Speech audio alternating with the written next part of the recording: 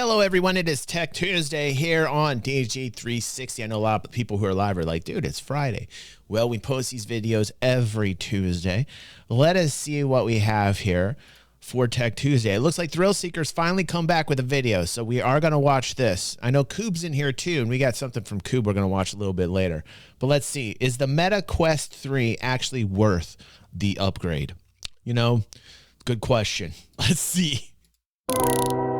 Red Bear's like, nah.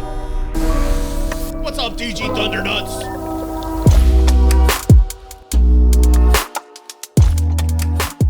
Hello and welcome to Tuesday Newsday, your #1 resource for the entire week's worth of VR news. I am finally back. So in almost 5 years of making videos on this channel, this has been the longest time away from videos I've ever taken. And I'll talk about some of the crazy changes that have been going on in my life and the future of this channel and the entire VR industry at the end of this video. But for now, we've got a lot to catch up on. The month of dry VR news is finally over, which is part of the reason why I'm back. Meta finally grows some real legs with the newest V57. Some new VR games are actually looking pretty good. And after some very recent leaks, we basically know everything there is to know about Meta's newest VR headset that's only about a month away. So we're gonna round up everything we know about it. I'll share my predictions as well as just talk about a bit of a worry that I have with the Quest 3. We got all that and so much more. Let's just get right into the news. Okay, so let's just start with something absolutely wild. If you ever find yourself sad and lonely in the metaverse, well, you may just be able to power your augmented reality setup with your tears.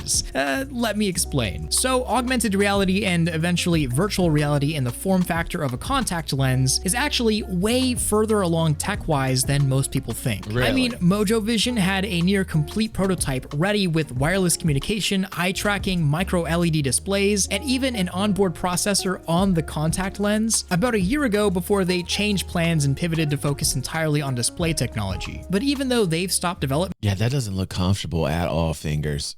Fingers is like, ow.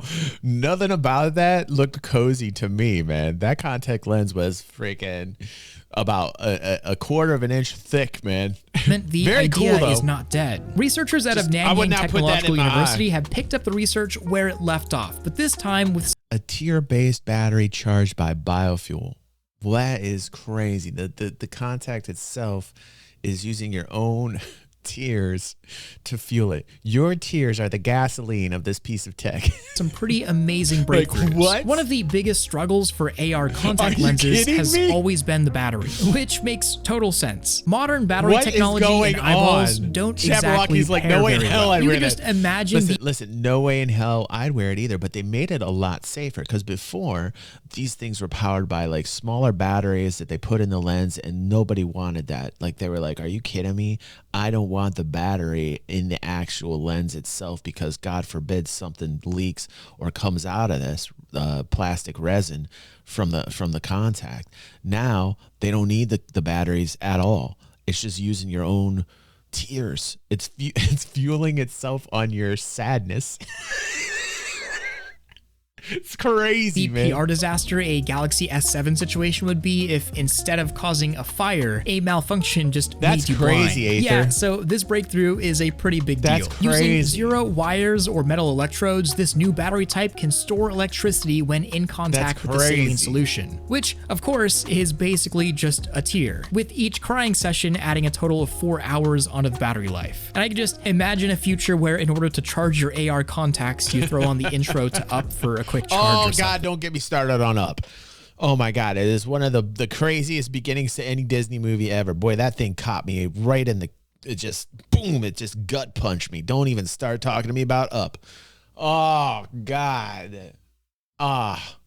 In more immediate news, Meta just took a massive step, literally, with them finally adding legs to Quest with V57, the newest update coming soon to everyone. There are just a few caveats though. As of now, there's no crouching IK, so your avatar is standing most of the time and you can't actually see your legs except for in a mirror. You can see other people's and they can see yours, but if you look down, you're just floating around, which is interesting. Also in this update is an airplane/travel mode that recalibrates the headset to be used while moving moving in a vehicle, which can sometimes mess with headset tracking. Direct Touch also seems to be coming out of experimental mode, which is great. And I feel like all these updates are really in preparation for the huge event that's coming this year, which is Connect, the event where Meta's new flagship headset, the Quest 3, is going to be properly released, likely with a shipping date within just a week or so. The latest leak says October 10th, but I guess we'll see for that. But I find this release pretty interesting because we know just about every detail of the Quest 3 already, whether that was through data mines or totally unintentional leaks or the head. I'm telling you, Meta has got a corner on the budget VR market, and that's going to be a large chunk of people. And a lot of people chastise them for making this move.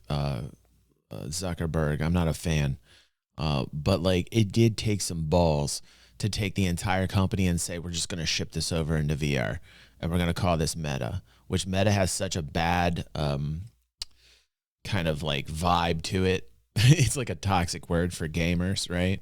Meta, metaverse, all that really still kind of puts the ooh in your mouth as a gamer.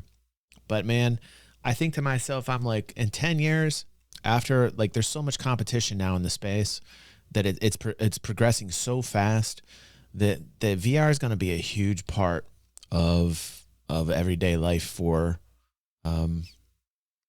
most people. But it's going to take at least 5 years, at least 5. I think by 2033, I think around 10 to 11 years from now, I think it's going to be pretty much everywhere you go. They're trying to figure out a way to get this leap into making it useful. You know, like if you can answer like a lot of problems with this in terms of communication, in terms of exploring a different realm together and communicate that message to people who really don't think it's important, and you can box it up and package it, and when you open it up, it can easily translate into like, wow, this can actually make my life simpler. That's how it's going to happen. That's how all this VR and AR is going to get communicated to the masses in a very impactful way. And you're going to see it happening. You're seeing it. You're seeing the progression right now. It's literally happening. Like 5 years ago, I'd have been like, like whatever. Right now, you're really starting to see it in the mainstay.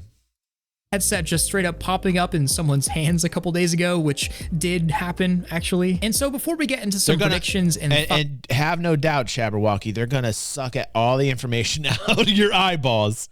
They've got to find a new way to corner the market on the data that they're losing. They're losing mad amounts of you to competitors right now. And that's why they regrouped and formed Meta. And they're like, okay, we're just going to create this reality and we'll get that information back through your eyeballs. Like that's essentially what's happening. They're just reformatting it so they can take even more of your data. So they can essentially take all of you in.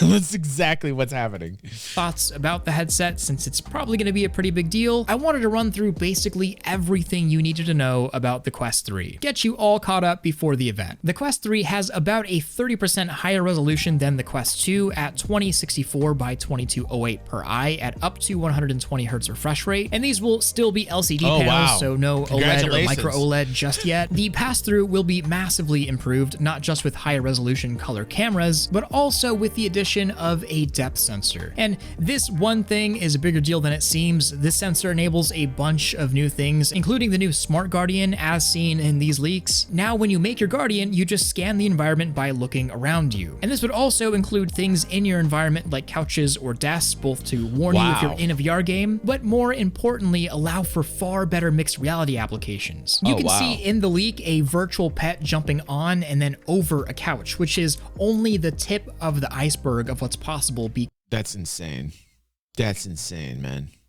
That's insane. Because of this sensor and the better pass-through. And as more apps take advantage of it over time, mixed reality... There's going to be this mixed reality craze, man. It's going to happen, man. I would love to go into these worlds, you know, under the stipulations of basically giving away everything that I am and my entire soul to Zuckerberg and Meta. There's no other way around it if you want these experiences, I don't think.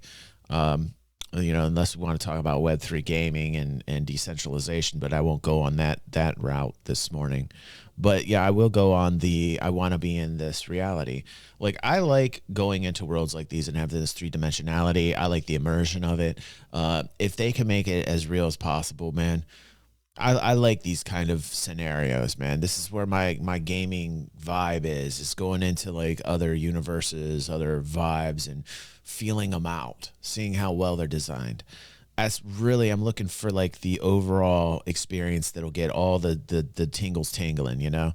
So like, I definitely dig the utility of what this could do and give me like a peace of mind to just go into a place that I can just chill out in.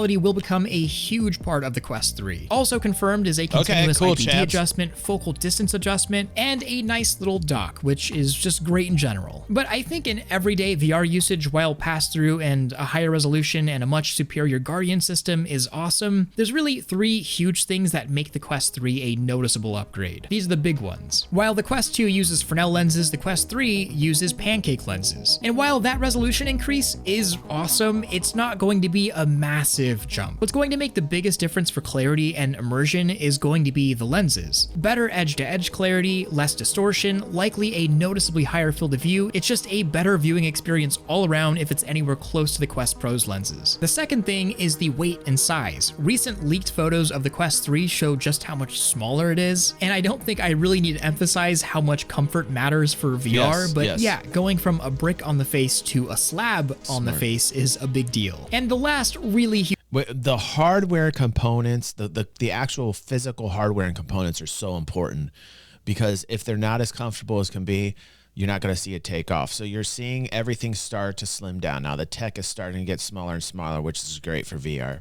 Huge thing is the new processor. Going from a Snapdragon XR2 Gen 1 to an XR2 Gen 2, lauding around a 50% performance increase. Now, I don't think this is something we'll really see getting taken advantage of super early on. It's like getting any console on release. We'll probably have a few really pretty titles that'll push the Quest 3's hardware, but almost all games are also going to be built for the Quest 2 as well. So it's not like standalone VR is overnight going to get leaps better graphically. It's a bit of a longer process. The big difference immediately is going to be how much better everything else that already exists runs. Now you'll be able to enjoy VR chat at 15 FPS instead of, 9. Joking, of course. But actually, the resolution not being that much higher is kind of a good thing here, because all existing games should run significantly better with 100% backwards compatibility, which is where that 120Hz display really comes in. And of course, there are some other pretty big improvements like Wi-Fi 6E, the new controllers have better haptics and no tracking ring, the new multimodal hand tracking / controller mode looks awesome, but hardware wise, that's kind of everything. And all that being said, I gotta say, I think the Quest 3 is in a bit of a weird situation. I mean, don't get me wrong, I think it's going to be a really fantastic VR headset. I mean, it's superior to the Quest 2 in almost every conceivable way. And if you have half a grand laying around, yeah, the price shot up just a little bit from the Quest 2. It's seeming like the technology's supposed to get cheaper as we go. That's the newest thing. I get it. A perfect upgrade for almost any existing VR headset user, and probably the best entry point for people that are new to VR that there's ever been. It's a Quest 2, but just quite a bit better. But I really think that how well the Quest 3 does this Christmas and next is going to be entirely... Is this true that Zuckerberg and Elon are going to have a fight? Is this true? I heard this, I can't remember, like probably 2 or 3 weeks ago on the news, that they have like some type of scheduled fight together, Mark Zuckerberg and Elon Musk. Is that true? I think that how well the Quest 3 does this Christmas and that for next, real? Is that for real, man? What is going on? It's a nerd off? Oh, man. I don't know about that, dude. That makes me feel like all types I feel like that lowers Elon Musk. You know what I mean? Like, I don't know what it does to Zuckerberg, man, but like, it's just a strange fight that I don't think anybody wants to see. Do you guys want to see Zuckerberg and Musk fight? I mean, it's kind of like memey already. It's got like a juicy meme all over it. He said Musk wasn't taking it seriously. Oh, okay. Who started this idea? Was it Musk or was it Zuckerberg that started this idea? Celebrity deathmatch. Musk versus Zuck. dude. It sounds too fantastical to be true. I heard it about 3 weeks ago and I was like, nah. But I feel like that lowers Elon Musk like a bar to me. I'm like, I just want to know whose idea was it? Was it Zuckerberg's or was it Musk's? It smells like a Musk idea. Like I'm feeling the Musk. I'm smelling the Musk on it. Is going to be entirely up to what sort of games are announced at Connect. Oh, no way. Is it? Let's Go says it's at the Coliseum in Rome. It does smell musky. It does smell very musky. In the Coliseum at Rome, Let's Go? Are you kidding me? Dudes, I don't even know what world I'm in right now. This is the craziest world ever. For real. How many of the existing games in the catalog are going to actually utilize the Quest 3's power? This is the one thing that we really don't know besides a few titles. The big ones that come to mind are Assassin's Creed Nexus, Underdogs, Asgard's Wrath 2, and Behemoth. Those are all looking amazing, but even with those titles, we don't know how the Quest 3 is going to be used for those games. And I could really see the Quest 3 launch going a few ways. It's either going to just be seen as a slightly better, more expensive Quest 2 that doesn't do much more because, well, if there aren't any games and apps that do utilize the Quest 3, then it kind of is just a more expensive, slightly better Quest 2. Think of the Quest Pro's launch scenario, just a little less exaggerated. But on the other hand, if the launch catalog is impressive enough, I think the $500 price tag may play in its favor, and Meta may have a really hard time. They're focusing on game development now. They're focusing on games in VR that are going to keep people around for a long time. They looked at what they currently had. They slashed off some titles that we covered here that people got very upset with, older communities that have been around forever. But Zuckerberg and his underlings thought that there wasn't enough people to support servers for the game. I can't remember the name of that game. It's like Sadaball. What the hell is the name of that game? But like they went over their old catalog, they crossed out their old titles, and now they're just loading up new titles. And I think that's a really smart move. God bless it. You know, I have to say, man, they're very focused. Meta is very focused, man. I'm keeping Quest 3s on the shelves. And I think right now, just new games and new hardware is a much needed revitalization to the whole VR landscape. And you guys all know. Chap says Bruce Lee versus Chuck Norris at the Coliseum. And now what do we have today? Musk and Zuck. How far have we fallen as a society? For real, dude. It is crazy what's going on. It's crazy. How much I love new hardware, but this time, I've got to be real, it's entirely up to the software. And I think beyond anything, that's what I'm most excited about from this Connect, is just seeing what sort of new apps, games, and software and how it's going to be used. It's really all up to that. Either way, you guys all know I'll be reviewing it the second I can get my hands on one. Not sure if I'll get a review unit for launch day or if it'll be later. We'll see. Okay, but now I get to answer the biggest news of the week, at least for my side of things. Where the heck have I been for the past month? And I want to take a moment to just kind of open up and talk about the future of this channel, what's going on in my life. And dude, Thrill's going through some major stuff, man. I could tell because he's been posting on Twitter, like, you know, he's got that kind of angsty thing going on, and it makes me a little bit worried. So let's hear what direction he's going. He hasn't posted anything for like over 2 weeks. And neither has Fia, his girlfriend, on the virtual reality show. I hope they're okay. And kind of where VR is at right now. So I realized since the day I started this channel almost 5 years ago that I haven't really taken much time away from making YouTube videos. And to be honest, I haven't really wanted to. Making videos about AR and VR especially is something I love. And every single day I have this weird mix of lucky, but also sometimes complete disbelief that I get. Is he burning out? As he burning out. Get to make videos about something so cool for a job and then share it with a community that loves the same thing I do. It's crazy. But there's also this thing inside of me that feels like I don't even come close to deserving all of you guys watching these videos, but that's also a huge factor that drives me. But he needs to look into that. He needs to look into that because basically what he's doing is he's not giving himself enough credit. He's not giving enough credit for what it is that he deserves and the fan base that he has, man. So he's got like some type of self guilt thing going on that he needs to let go of that.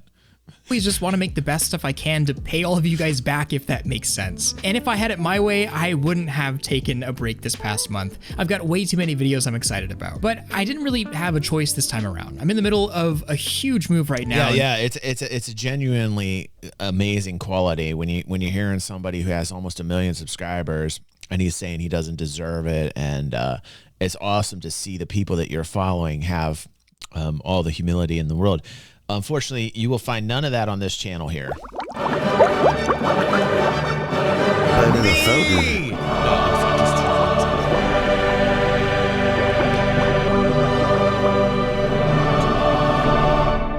I have a lot of humility, Pepe.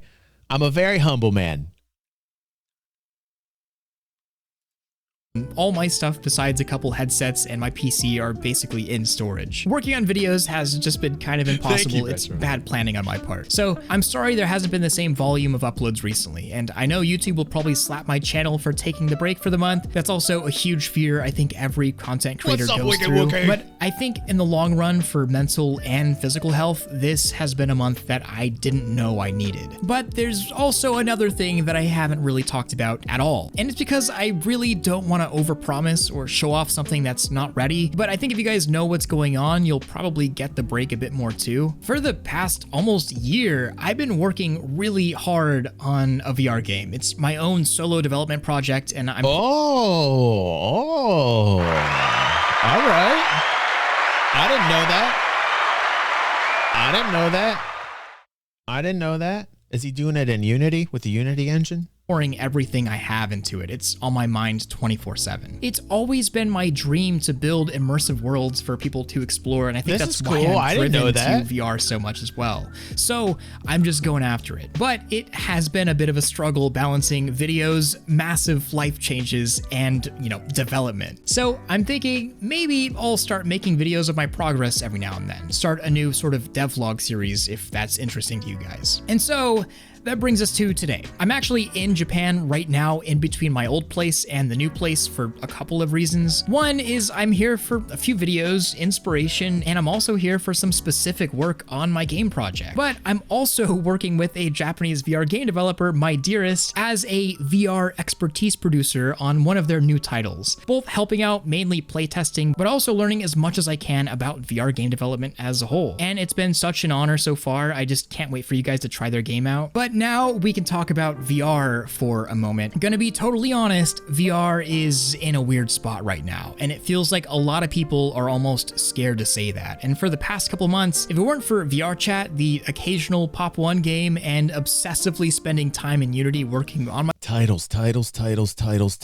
man.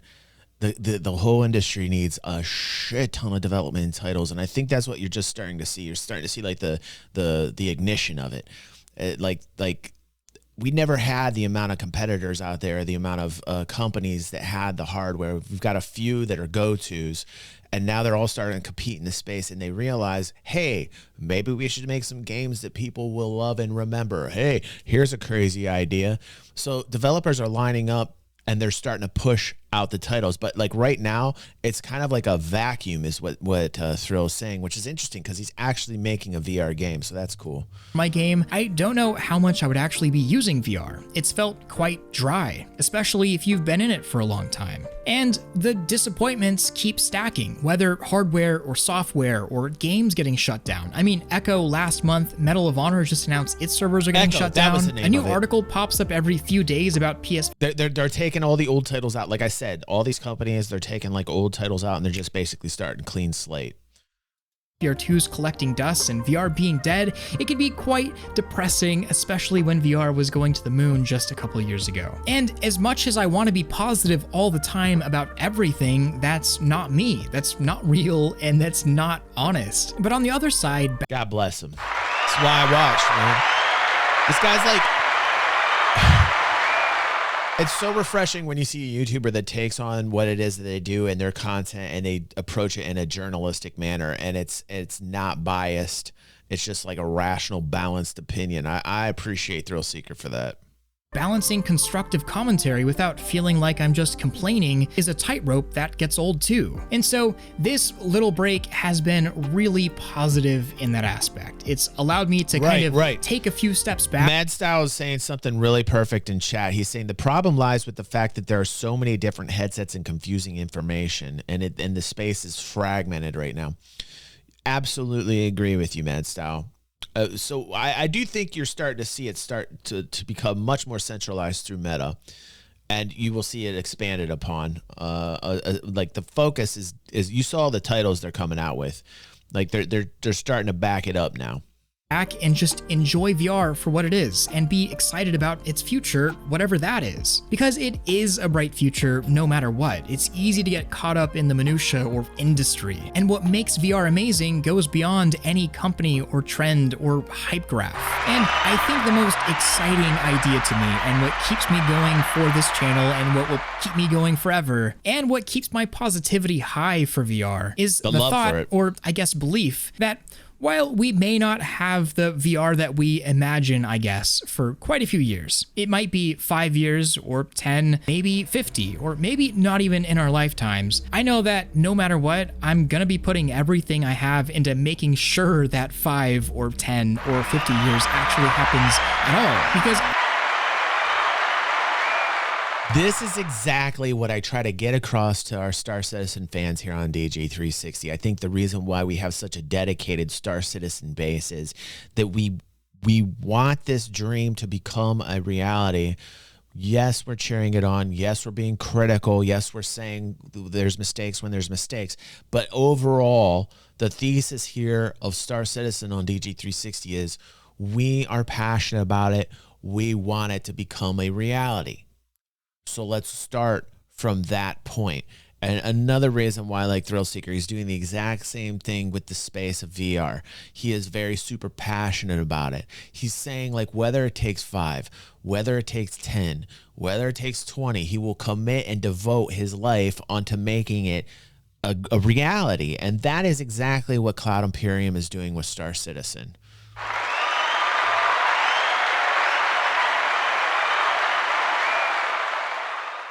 And it's really important to really let that sink in, because what you see on YouTube, what you're being fed, is just a glorified clickbait to monetize you.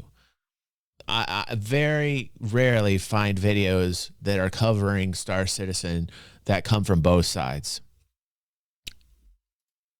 I truly believe that VR is something really special, and it's exciting that we're here in the early days where things are so unknown, and it's just a matter of taking it to the right place, and I think more importantly, for the right reasons. That's awesome. So thank you for listening to all of that. I don't think I've really opened up like that in a YouTube video, but after taking a break, I felt like it was necessary. And also, thank you for everything so far. I'm gonna try my hardest, and if you want updates on the new studio or various things in my life, I'll be updating on Discord. Good on you, Thrill. I'm gonna like that. Here's a dude who has 700,000 subscribers, and every once in a while he comes in to chill with us on stream, comment on the videos.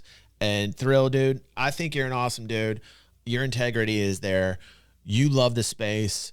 You do what your heart wants, man, and everything comes naturally. You know, like, to people that actually just follow what it is that they're passionate about and they love, people can see it easily. I try to do that here on my channel. I'm trying to make a great community, a home for people, where we're just basically watching what it is. It's just interesting for people to watch, and we're talking about it. And I hope in a balanced way. I always strive to be as balanced as possible. And thank everybody here live. You're still watching on YouTube. Don't forget, we got our Tech Tuesday playlist here. There's a lot here. So I hope you guys appreciate all the work that I've been putting into the channel. And Pepe, let's get to the next vid.